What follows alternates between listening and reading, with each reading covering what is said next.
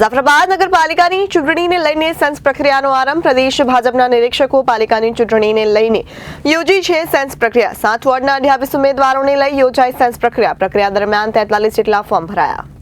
જાફરાબાદ નગરપાલિકાની ચૂંટણીને લઈને સેન્સ પ્રક્રિયાનો પ્રારંભ થયો છે, ત્યારે પ્રદેશ ભાજપના નિરીક્ષકો પાલિકાની ચૂંટણીને લઈને યોજી છે સેન્સ પ્રક્રિયા.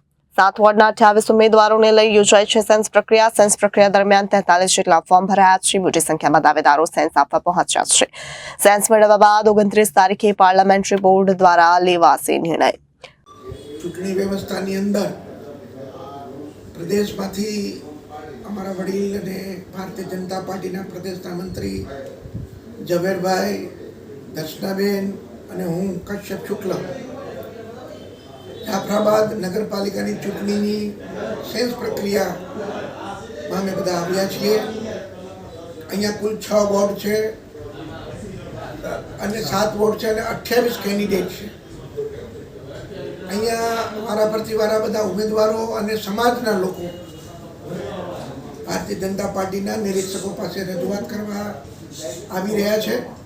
આ બધા જ રજૂઆતનો નિચોડ આગામી 29-30 પ્રદેશની પાર્લામેન્ટરી બોર્ડની અંદર નિરીક્ષક તરીકે અમારા વતી ઝવેરભાઈ આખું ચિત્ર જાફરાબાદનું રજૂ કરશે અને પાર્ટી જે પ્રકારે નિર્ણય કરશે એ પ્રકારે ભારતીય જનતા પાર્ટીના 28 ઉમેદવારોને મેન્ડેટ અપાશે.